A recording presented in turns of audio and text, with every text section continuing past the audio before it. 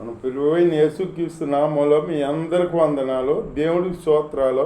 దేవుని మాటలు విందాం, కాసేపు శ్రద్ధగా విందాం. అపోస్తల కార్యంలో 3వ అధ్యాయము ఇలా రాయబడి ఉంది. పగలు 3 గంటలకు ప్రార్థనా కాలమున పేతురును యోహానును దేవాలయముకు వెళ్ళుచుండగా, దేవాలయంకు పేతురును యోహాను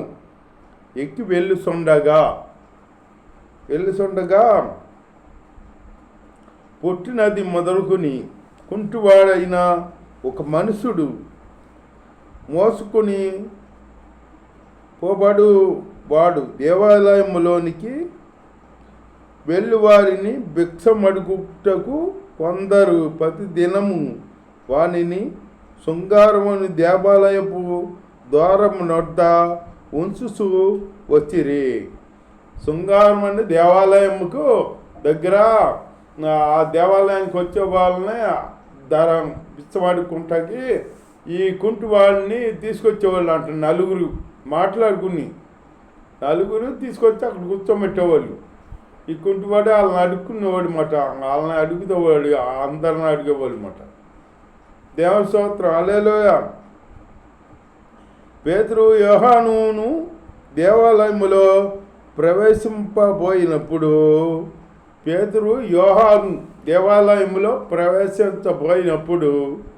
వెళ్ళప్పుడు వాడు చూసి భిక్షమడగగా పేతురును యోహానును వారిని తేరి చూసి మా తట్టు చూడమనిరి. వాడు వారి వద్ద ఏమైనా దొరికినేమని కనిపెట్టుచు వారి అందు లక్ష్యమిచ్చాను. ఏమైనా దొరికిద్దామని వీళ్ళందు మా యందు తేరి చూడమంటున్నారు కదా, వీళ్ళందు ఏమన్నా దొరికిద్దాము నాకు అని చెప్పేసి వాళ్ళందు లక్ష్యం ఉంచి అట్టగే చూస్తున్నాడనమాట. దేవుని స్తోత్రం. లక్ష్యం ఉంచాను. అంతటా పేతురు, వెండి బంగారములు నా వద్ద లేవు, కానీ నాకు కలిగినదే నీకిచ్చుచున్నాను. నజరేయుడైన యేసు నామమున నడుమని చెప్పి వానిని కుడిసి పట్టుకుని లేవనెత్తెను. వెంటనే వాని పాదములు శీలమండలములు బలము పొందుకుని వాడు దిగ్గున లెగిసి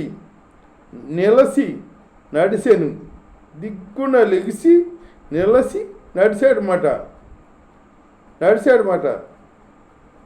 నడుచుసు గంతులు వేయసు దేవుని స్తుతించుసు వారితో కూడా దేవాలయంలోనికి వెళ్ళాను. దేవాలయంలోనికి వెళ్ళాడంట వారితో కూడా. చూడు మరి ఆ కుంటివాడు కాళ్ళు వచ్చేందుకు దేవుని గణపడుతున్నాడు అన్నమాట. గంతులు వేస్తూ దేవాలయంలోకి వెళ్ళాడంట. అట్లా మనం కృతజ్ఞతగా ఉండాలి దేవుడికి. ఏదన్నా కార్యం జరిగిందనుకో దేవుణ్ణి స్తుతించి గణపరుచుకోవాలి. అంతేగాని ఆయనకి ఏదో కార్యం చేసినందుకు ఒక సాక్ష్యం చెప్పేసి వచ్చేసి ఇంటికాడ మన పని మనం చేసుకుంటాం కాదు. ఆయన కృతజ్ఞతగా ఉండాలి. ఆయన ఆత్మతో సత్యంతో ఆరాధించే మనసు కలిగి ఉండాలి. ఇక్కడ చూడు, ఈ కొట్టువాడు గంతులు వేస్తూ నాకు కాళ్ళు వచ్చినాయిలే, అడుక్కుంటా పని చేద్దలే, నీకు కాలు తోలు నాకు ఎందుకు, నేను అడుక్కుందాము ఎక్కడికైనా వెళ్ళి అని అనుకోకుండా లెగిసి నిలిచి గంతులు వేస్తూ దేవాలయంలోకి వెళ్ళి స్తుతించాడంట. అలా మనం స్తుతించే బిడ్డలుగా ఉండాలి. దేవుని స్తుతించే బిడ్డలుగా ఉండాలన్నమాట. అలా ఉంటూ స్తుతించుట ప్రజలందరూ చూసి శృంగారమును దేవాలయమునపు ద్వారము వద్ద బిచ్చము కొరకు వండినవాడు వీడే అని గుర్తెరిగిరి. అప్పుడు శృంగారమును దేవాలయంలో బిచ్చం అడుగుతాకి వచ్చి బిచ్చం అడిగేవాడు కదా, ఈ మనిషే కదా అని గద్దెలేస్తున్న అతన్నే, దేవుణ్ణి ఆరాధిస్తున్న అతన్నే గుర్తెరిగారంట. గుర్తెరిగి జరిగిన దానిని చూసి విస్మయంతో నిండి పరవశులైరంట. విస్మయంతో నొంది అతనికి జరిగింది విని వీళ్ళు విస్మయం పొందారంట. అట్లాగే మనకి కార్యం జరిగిందనుకో, మనం అందరికీ తెలిసేటట్టు మనం దేవుణ్ణి గణపరచాలన్నమాట. దేవుణ్ణి గణపరచాలి, దేవుడికి సాక్ష్యం చెప్పాలి, గణపరచాలి, ఆత్మలో గణపరచాలి. మన పక్క వాళ్ళు ఏమన్నా అనుకుంటారేమో, మన ఈ ఇల్లు ఆ పక్క వాళ్ళు ఏమన్నా అనుకుంటారేమో, వాళ్ళు ఏమనుకుంటారేమో, మన బంధువులు ఏమనుకుంటారో, మన చుట్టాలు ఏమనుకుంటారో, మన మన ఇది అట్లా మన మతం వాళ్ళు ఏమనుకుంటారో, మన కులం వాళ్ళు ఏమనుకుంటారో అని ఉండకూడదు. కులము మతము లేదు ఇక్కడ. దేవుడు నీ హృదయం మారాలంటున్నాడు దేవుడు. అంతేగాని నీ కులం గురించి, నీ మతం గురించి, నీ ఆట గురించి దేవుడు అడుగుతుల్లా. నీ హృదయం మారాలి, నీ హృదయం యోగ్యమైనదిగా ఉండాలి. దేవునందు పరవశించేటట్టు మనం ఉండాలి. దేవుని సూచించే బిడ్డలుగా ఉండాలన్నమాట. దేవుని గణపరుచుకుంటూ, దేవుణ్ణి ఆనందించుకుంటూ మనం దేవుణ్ణి సూచించి గణపడతామనుకో, మనల్ని చూసి అనేక మంది ఆ బిడ్డ వాళ్ళకే ఎంత కార్యం చేశాడో దేవుడు, వాళ్ళు గణపడుతున్నాడు దేవుణ్ణి. మన కాడ అట్లా కార్యం చేస్తాడు దేవుడు. మనం కాడ దేవుని గణపరచాలని అనిపిస్తుంది అందరికీ, అనేక మంది బిడ్డలకి. అట్లాగే మనం ఉండాలన్నమాట, ఉండే బిడ్డలుగా ఉండాలి. వాడు పేతురు యోహానును పట్టుకొని ఉండగా ప్రజలందరూ విస్మయం పొంది సొలొమోను మీదను సొలొమోను మండపంలో ఉన్నవాడు వారి వద్దకు గుంపులుగా పరిగెత్తుకుని వచ్చిరి. పేతురు దీనిని చూసి ప్రజలందరితో ఇట్లా, నేను ఇశ్రాయేలులారా, మీరు వీడిని విషయమై ఎందుకు ఆశ్చర్యపడుతున్నారు అంటాడు పేతురు గారు. వీడిని విషయంలో ఎందుకు ఆశ్చర్యపడుతున్నారు మీరు అన్నాడనమాట. ఆశ్చర్యపడుతున్నారు, మా సొంత శక్తి చేత కాదు, మా శక్తి కాదు, మా సొంత శక్తి కాదు, మా భక్తి చేత కాదు, అయినా కాదు, మా సొంత శక్తి కాదు, చేత కాదు, మా భక్తి అయినా చేత కాదు, నడవమని వీనికి బలమిచ్చి అట్లు మీరెందుకు మా తట్టు తీరి చూస్తున్నారు అంటే, మేము నడమని మేము అతనికి బలం ఇచ్చినట్టు మా తట్టు చూస్తారేంటి మీరు, మా వల్ల ఏం కాదు అని చెబుతున్నారు వీళ్ళు అని చెబుతున్నారన్నమాట. ఇప్పుడు అట్లా చెప్పేవాళ్ళు ఉన్నారా?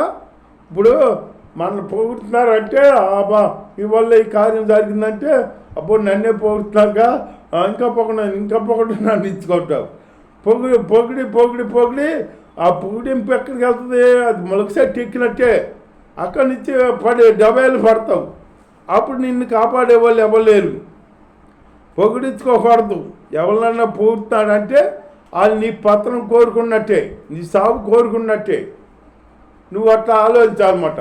అందుకని నన్ను పొగుడుతున్నారులే, నన్ను గొప్ప చేస్తున్నారులే, నన్ను గొప్పగా మాట్లాడుతున్నారులే అని మనం అనుకోకూడదు. అనుకున్నామా ఇక మన పత్రం మొదలవుద్ది, ఇక మన నాశనం మొదలవుద్ది. మా తట్టు చూస్తున్నారు అని వీళ్ళు అంటున్నారు. ఇక్కడ మా వల్ల ఏమి కాదు అని చెబుతున్నారన్నమాట. అబ్రహాము, ఇస్సాకు, యాకోబు అను వారి దేవుడు. అబ్రహాము, ఇస్సాకు, యాకోబు అని వారి దేవుడు. అబ్రహాం, ఇస్సాకు, యాకోబు దేవుళ్ళు అంట. ఇస్సాకు, యాకోబు దేవుడు అనగా మన పితరుల దేవుడు తన సేవకుడైన యేసును మహిమపరిచి ఉన్నాడు. యేసును మహిమపరిచి ఉన్నాడంట. మహిమపరిచి ఉన్నాడు. మీరాయనను అప్పగించిరి. పిలాతు ఆయనను విడుదల చేయుటకు నిశ్చయించాడంట. పిలాతు విడుదల చేతకి నిశ్చయించినప్పుడు అప్పుడు నిశ్చయిస్తే అప్పుడు మీరు